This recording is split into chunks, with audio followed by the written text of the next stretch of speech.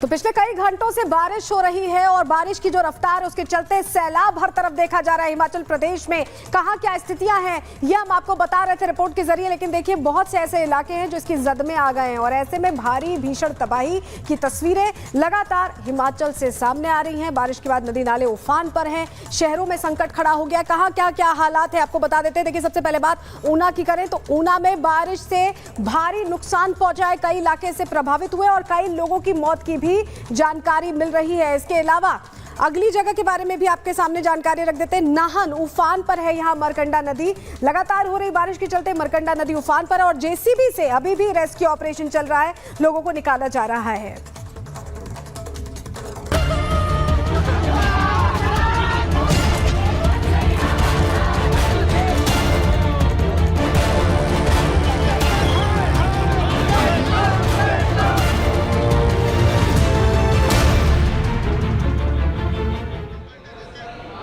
और बड़ी खबर आपको बता दें, एक तरफ बांग्लादेश में लगातार हिंदुओं पर हिंसा जारी है, गलत व्यवहार जिसकी निंदा दुनिया भर में हो रही है। जानकारी मिल रही है कि हिंदुओं के डेलीगेशन से मिलेंगे अंतरिम पीएम। सूत्रों से खबर मिल रही है कि बांग्लादेश के अंतरिम पीएम मोहम्मद यूनुस मुलाकात करेंगे। ढाका में हिंसा के खिलाफ प्रदर्शन कर रहे हैं हिंदू एकजुट हो गए हैं, तो वहीं दूसरी ओर प्रदर्शन जारी है, डेलीगेशन से मुलाकात करेंगे। और इस पर बातचीत के लिए हमारे साथ जुड़े हुए हैं बेहद खास मेहमान जूरा पीठाधीश्वर आचार्य स्वामी अवधेशानंद गिरी जी महाराज हमारे साथ जुड़े हैं। महाराज जी प्रणाम, बहुत बहुत स्वागत है रिपब्लिक भारत पर आपका। हम लगातार बांग्लादेश की तस्वीरें दिखा रहे हैं, आहत है हर कोई इससे कि क्यों हिंदुओं को टारगेट किया जा रहा है, क्यों लगातार हमले हो रहे हैं और अंतरिम सरकार कुछ नहीं कर रही है।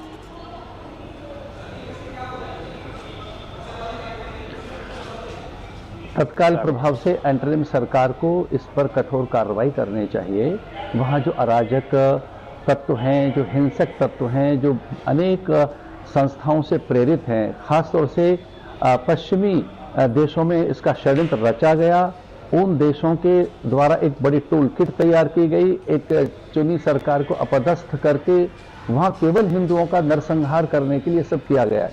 मैं ये कहना चाहता हूँ कि वहाँ की अंतरिम सरकार तत्काल कठोर कार्रवाई करे और यूएनओ को भी मैं अपील करना चाहता हूँ, विशेषकर संयुक्त राष्ट्र संघ मानवाधिकार परिषद को, कि पूरे संसार में कहीं कुछ होता है किन्हीं समुदायों के प्रति तो वो आवाज उठाते हैं, वहाँ से शिष्टमंडल डेलीगेशन जाता है और पूरे संसार भर के वे मानवाधिकारों की बात करने वाले संगठन हैं कहाँ।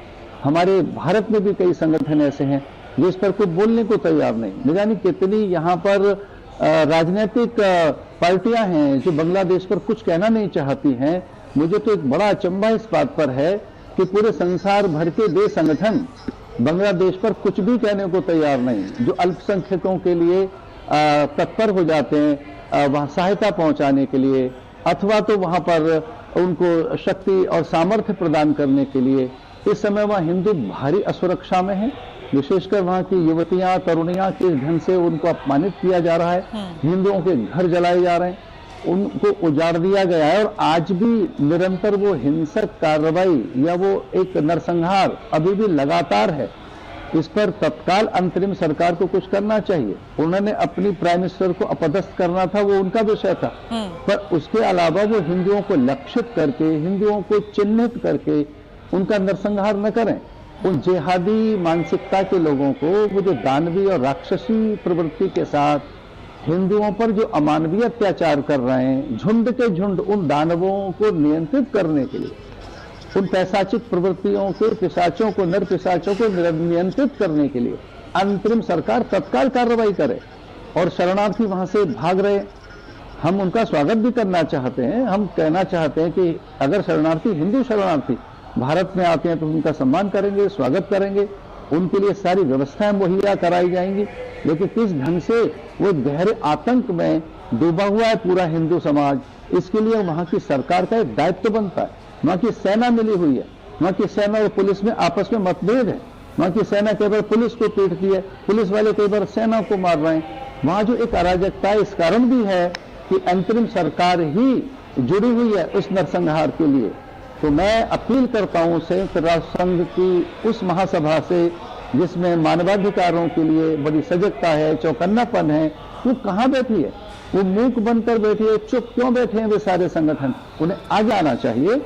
मेरी बात यह है, और पूरे हिंदू समाज में आक्रोश है, न केवल संत समाज में, पूरे संसार के हिंदुओं के मन उद्वेलित हैं।